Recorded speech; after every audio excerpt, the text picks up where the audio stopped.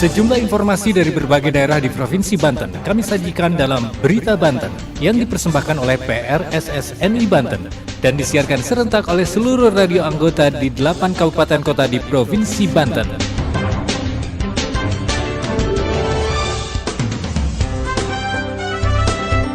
Anda kembali bersama kami di Berita Banten PRSSNI Banten edisi hari ini Jumat 16 Juni 2023. Sejumlah informasi dari berbagai wilayah di Provinsi Banten kami hadirkan kembali untuk Anda yang disiarkan serentak oleh seluruh radio anggota di 8 kabupaten kota di Provinsi Banten.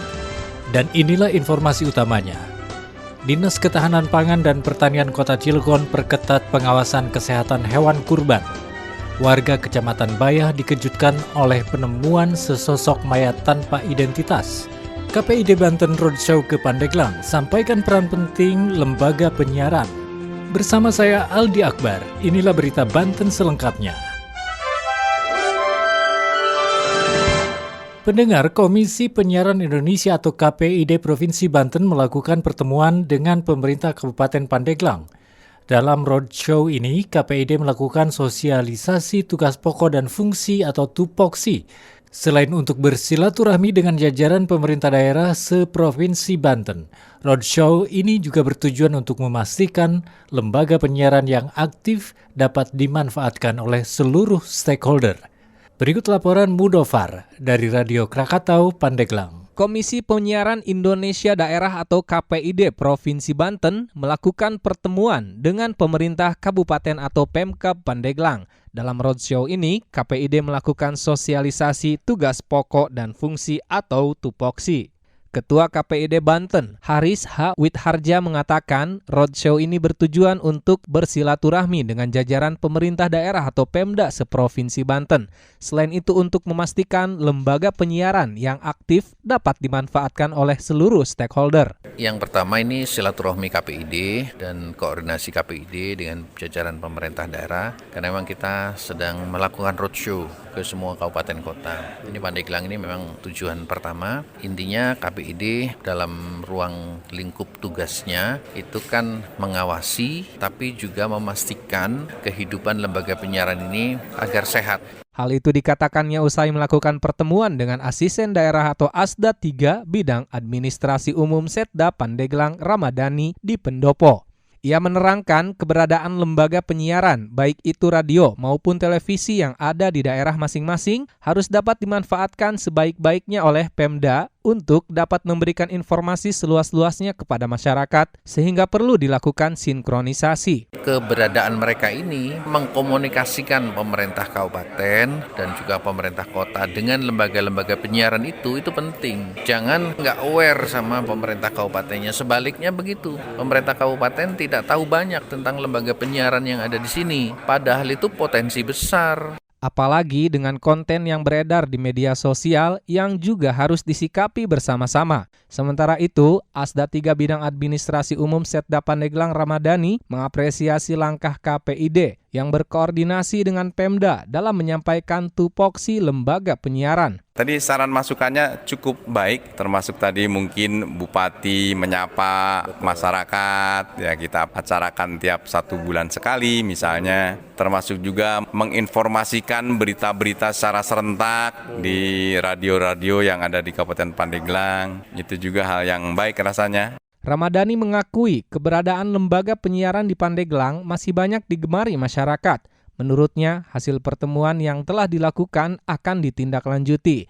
Banyaknya lembaga penyiaran ini menjadi peluang bagi Pemda dalam memberikan akses informasi yang lebih luas kepada masyarakat. Tadi sudah diinventarisir cukup banyak juga radio penyiaran di kita itu kurang lebih ada 13 tadi ya, tambah 1 TV lokal ya. Lumayan juga itu kan peluang buat pemerintah daerah untuk memberikan akses informasi kepada masyarakat yang lebih luas juga. Saya Mudofar dari Krakatau Radio melaporkan untuk Berita Banten. Kita beralih ke Cilegon. Pendengar, Dinas Ketahanan Pangan dan Pertanian Kota Cilegon memperketat pengawasan terhadap kesehatan hewan di lapak-lapak penjual yang tersebar di sejumlah titik di Kota Cilegon. Hal itu dilakukan agar hewan kurban yang akan disembelih pada Hari Raya Idul Adha berkualitas baik. Berikut laporan Adnan Ibram dari Radio Pas FM Cilegon.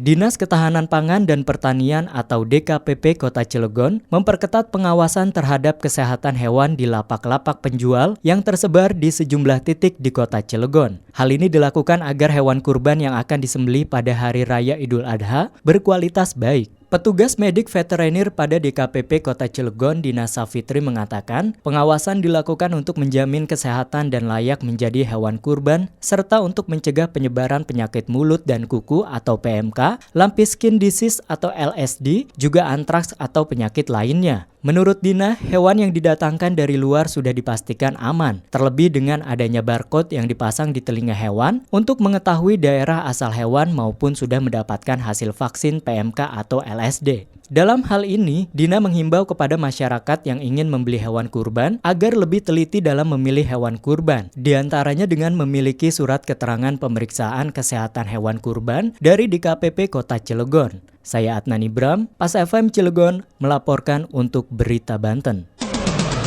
Berita Banten. Anda masih bersama kami di Berita Banten, PRSSNI Banten. Pendengar, warga di Kecamatan Bayah, Kabupaten Lebak, dikejutkan oleh penemuan sesosok mayat tanpa identitas di sepadan Pantai Bayah, Kecamatan Bayah, Kabupaten Lebak. Mayat pria laki-laki tersebut saat ditemukan dalam keadaan terlentang dengan kaki dan tangan terikat. Berikut laporan Puja Pamungkas dari Gens Radio Lebak. Warga Kecamatan Bayah digegerkan dengan penemuan sesosok mayat laki-laki tanpa identitas. Jasad korban ditemukan di sepadan pantai belakang Villa Suma, tepatnya di Kampung Bayah Tugu, RT 002 RW 003, Desa Bayah Barat, Kecamatan Bayah, Kabupaten Lebak, Banten, Rabu 14 Juni 2023. Kapolsek Bayah Ibtu Samsuryanto membenarkan adanya penemuan mayat dalam keadaan luka yang sudah membusuk. Mayat tersebut pertama kali ditemukan oleh salah seorang warga yang melintas sepulang mengantar anaknya dari sekolah. Kemudian warga tersebut melaporkannya kepada Kepala Desa Bayah Barat dan dilanjutkan melaporkan ke Polsek Bayah. Ia mengungkapkan saat ditemukan mayat tersebut dalam keadaan terlentang dengan kedua belah tangan terikat tali tambang plastik berwarna biru dan kaki kanan juga terikat tali tambang berwarna biru. Adapun ciri-ciri mayat tersebut berjenis kelamin laki-laki umur 35 tahun, rambut lurus, tinggi badan sekitar 160 cm dengan memakai kaos oblong berwarna hitam dan celana pendek berwarna hitam. Diperkirakan mayat telah meninggal sekitar 5 hari yang lalu. Ia menambahkan saat ini mayat sudah dievakuasi dan dibawa ke Rumah Sakit Bayangkara, Polda Banten. Demikian Puja Pamungkas, Gen Radio Lebak melaporkan untuk Berita Banten. Demikian sejumlah informasi yang telah kami sajikan untuk Berita Banten kali ini. Saya Aldi Akbar, sampai jumpa.